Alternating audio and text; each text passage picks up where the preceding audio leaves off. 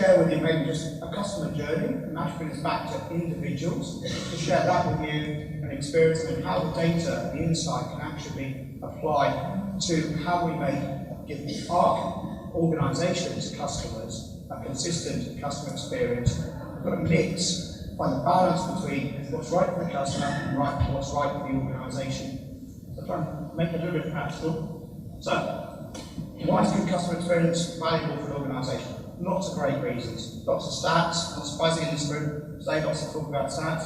Yeah. Good customer experience, 74 versus 34, higher spend from happy customers. For you guys as consumers, you go back, as John was saying, to organisations, when you're talking about a hotel organisation, you go back to organisations that give you a good customer experience, understand who you are and what you want. And that's what we're in the business of doing, helping organisations deliver that for their customers. So let's look at an example. Let's meet Anna. Anna, unfortunately, recently separated. She's a single working mum, and she's got a young son. She's worked at a lot of different places. You guys are probably only just going to start getting pensions. Pensions are going to become increasingly important for you. For those organisations, as you walk around and work with any organisation, you'll build up lots of different pension pots and lots of organisations. So what Anna wants to do, unfortunately following her separation, is actually consolidate her finances and organise her finances so she can do the best for her and the best for her son. So, let's have a look at what happens for Anna. She's going to go onto Google, do a Google search for pension consolidation. Now she'll bring all of her pensions into one place and understand what money she's got and is she planning for her future. Coming out of that, she might get a pay-per-click message. So it'll be a little message saying, come and consolidate with abc.co.uk. It's just a made-up company. I want to protect the confidentiality of some of our clients. But for ABC, she recognises she's got a pension with ABC. So she clicks on the website, has a little bit of information. We're understanding what she clicked on in Google. So we're bringing up the right pages for Anna straight away from the start.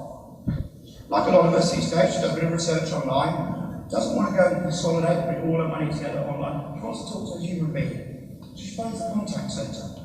When she phones the contact centre, that contact centre recognises Anna, goes through the IVR, asks all those really annoying questions like who you are, etc. And because of that, when she gets through, we can route her to the right type of agent that's got the skills and the knowledge to answer Anna's questions.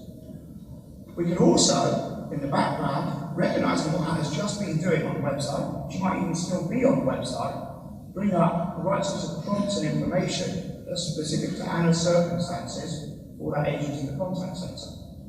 They can have a good conversation. Not surprisingly, Anna hasn't got all of her information with her to go and consolidate all of those pensions there and then. So she says, I'll go away and do some thinking about it. So our call centre agent, or our assistant client sees, we'll send her an email with some further information that she can click through and look at. And she goes on to the secure website, we'll have a look at that in a second. There'll be that secure website equivalent to the online banking will be highly personalised to Anna, highly personalised to Anna's circumstances and the recent things that she's been looking at. So we are using the data and the insights about Anna, what's important to her at the moment, to reinforce our interactions with Anna and personalise those. If she went out onto the wide web, went to go and check what's happening in the budget, went to the different websites, etc., went onto her Facebook, we can post messages on her, picking up on Costa's line there, not going across the creepy line there, and we reinforce to her why should she come and consolidate her pensions with us as an organisation, and reinforce why we're a good and reputable organisation to do that with. Also, if she's just about to get a pension statement, we can personalise that with information about why she should come and consolidate with us, how she can consolidate, and how easy that is to do. All of that is using the data and the insights that Jon and Costa will talk about, how we practically use that in an individual, customer, personalised interaction. As a result of that, we might decide to phone Anna a couple of weeks later, decide whether we want to invest in making that phone call to her and helping her actually consolidate all of those interactions. We can know from previous interactions when's a good time to talk to her, and what to talk to her about. We can personalise that interaction. And ultimately, if she transacts, straight away, in real time, we can send out an SMS to her to confirm that all the transactions have been made. And as we receive the monies in from other pension companies, we can alert her that her balance, her pension balance has just gone up, and she can go and have a look at that on her website, and she gets a welcome pack with all of the information. All of these interactions are being personalised at an individual level for Anna. It's not one size fits all. Everything's being done for Anna. Everything's being personalised for Anna. That's what we're in the business of doing. That's what across the maturity curve, that's right up there on the right-hand side in number 5. It's possible to do that today. Let's just have a look at that, make it a practical example. So when Anna comes onto our secure website, logs in, she's going to get in the middle all of the information about where her pension fund is at the moment, other funds that she might have. But specifically, we can personalise some of the content, it's a made-up website, content on the right-hand side. Because we know we've been talking to her about pensions consolidation, that's what's of interest to her at the moment. We're making the information about pensions consolidation readily available to her straight away in the website, so it's nice and convenient for her, and we're recognising what her preferences are, what she's interested in, what's right for her, and being convenient to her, rather than necessarily what's right for the organisation. So let's talk a little bit about how that all happens behind the scenes. So it all looks easy at this point. Easy at this point. The actual difficulty, Jon and Crossing, I'm sure will talk to you about. It looks easy here, difficult to do in practice. What's actually happening behind the scenes? So I should have warned you, I am colourblind, I'm not the most creative person in the world. What's happening on that website is when they build the website, they build the wireframe on the website, there are 3 areas in there that are saying, we're going to personalise those parts of the website in real time, taking into consideration everything about the customer, everything about their recent interactions, everything we know, is all about data that Jon talked about earlier on, as much about structured data, as much of the unstructured data as we can get to in real time to choose how we personalise those parts of the website. So when Anna logs in, what's actually happening behind the scenes in milliseconds is all of that data, of the session data there, is being passed to a decision engine. That decision engine is working away and bringing together all of the other data that Jon talked about to look at what should we talk to Anna about, how should we personalise that part of the website. So there are a range of offers that we could talk to. I'm working with a travel company at the moment. The number of individual pieces of content and offers that they can make, think about all the different places you can fly from, all the different hotels you can go to, all the different types of rooms in those hotels, plus all the different types. The number of possible things that we can talk to in that travel company is billions of possible opportunities. What's happening in milliseconds behind the scenes is we're evaluating all of those, scoring them about relevancy to the customer, arbitrating them, and choosing which are the best ones to put in front of the customer. That's what's happening on this website. So we score them based upon customer information, what she's just done in the session, a previous contact history, what we think people like Anna are interested in, plus any other unstructured data that we can get hold of, and data out in the wider world. And as a result of that, we score all of the customer things that we can talk to, and pass back to the website, and personalise the website with that information. What we're doing that for is millions and millions of customers in real time across every single channel for that organisation. So that the Annas of this world are getting a personalised customer experience. That's what we're in the business trying to help our clients work do. Okay, a little bit about Comet. How do we do that?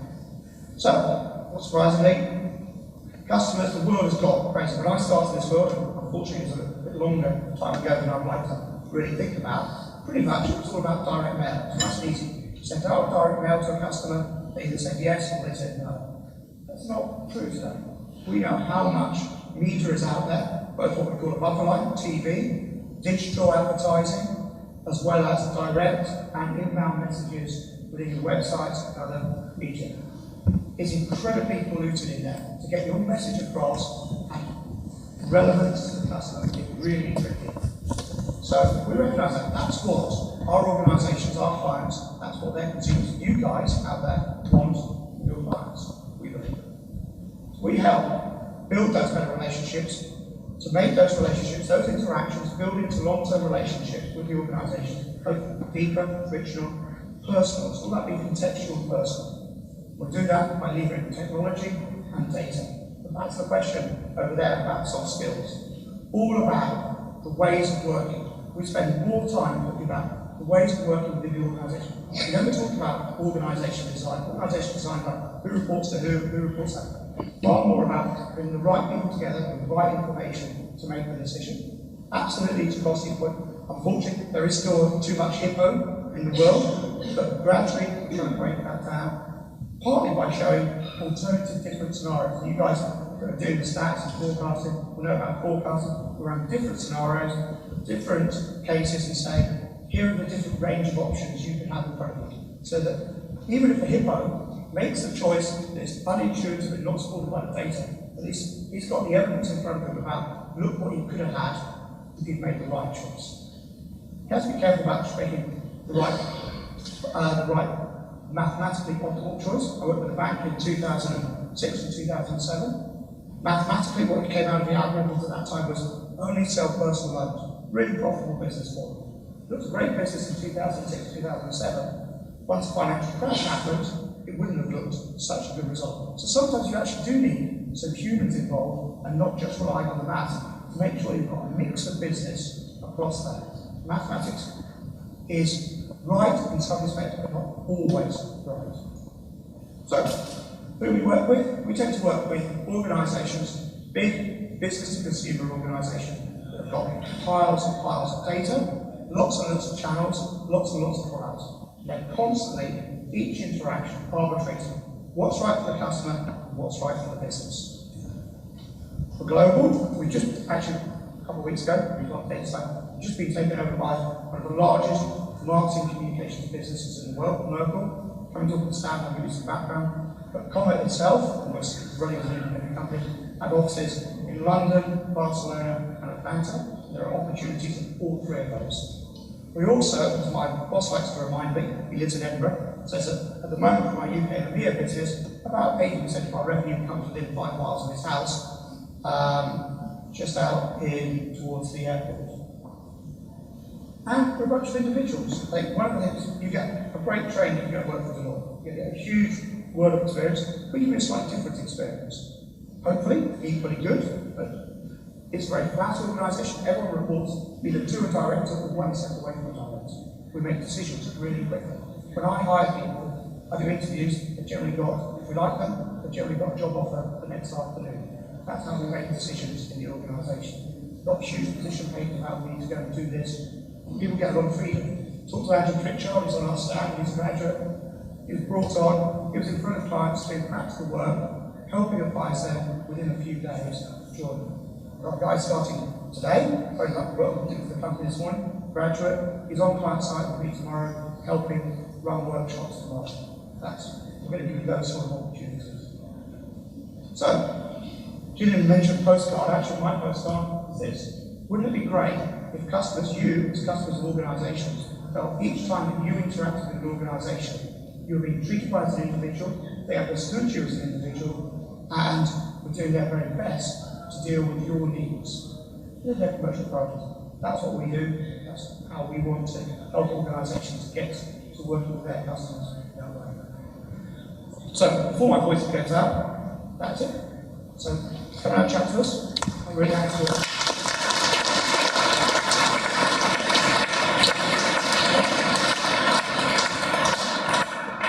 Okay, we'll open up any burning questions for Jon. Oh God, I'm worried now. Which of your customers do you think has best implemented the concepts that you showed there? Good question. Good predictive power. Julian and I were talking about this beforehand. I said, I get asked that question, but I'll be honest, I've got 10 measures of what good looks like. Come share how many come see me afterwards. I don't think any organisation in the world is doing the very best in class of those 10 things. But there's at least one organisation I've worked with and know of that's doing each of those 10 things, what I'd say best in class. No one, to my mind, will actually pull all of those 10 things together.